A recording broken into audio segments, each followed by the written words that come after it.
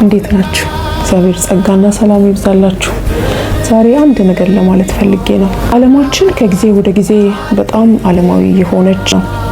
ዓለም ድሮም ቢሆን ዓለም ናት። እግዚአብሔርን የማትፈልግ ከመቼውም ጊዜ ይልቅ እግዚአብሔር እየራቀች እንደሆነ ሁሉ ነገር የሚታይበት ጊዜ ውስጥ ነው ያለነው። ሰው በብዙ ነገር ዲስከቨር እየሆነ ሰው እግዚአብሔርን የማይፈልግበት ዘመን ቢሆን ይሄ አሁን ያለንበት ዘመን ነው። ሰው በቴክኖሎጂ እየተራራቀ በእውቀት እየመጠቀ ስለሆነ እግዚአብሔር አያስፈልግን የሚልበት ደረጃ ላይ ደርሰናል። ዓለም ከሲስተሟ ህይወት ልምድ እግዚአብሔርን አውጥታ የገፋችበት ጊዜ ውስጥ ነው ያለነው።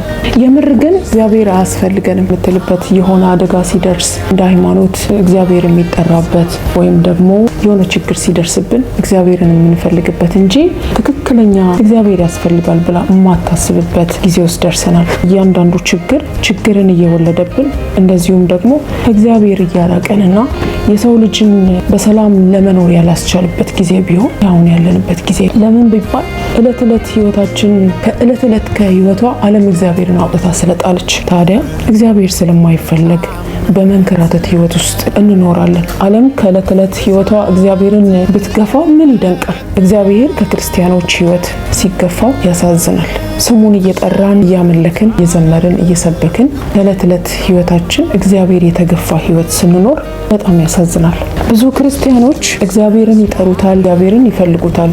ግን በራሳቸው መንገድ እግዚአብሔርን ስለሚፈልጉ ሲጨንቃቸው ብቻ እግዚአብሔርን ይፈልጋሉ። ተንከራታች አማኝ፣ ግማሽ መንፈሳዊ፣ ግማሽ ዓለማዊ።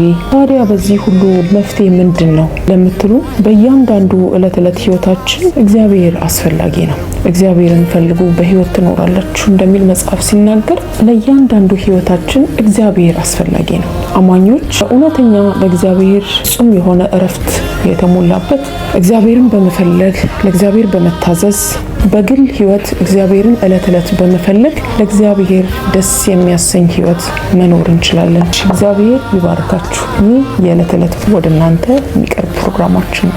ይህ የዩቲዩብ ቻናላችን ሰብስክራይብ፣ ላይክ፣ ሼር በማድረግ ታገለግሉ በጌታ ፍቅር ጠይቃለን። እናመሰግናለን። የሚሆን ቃል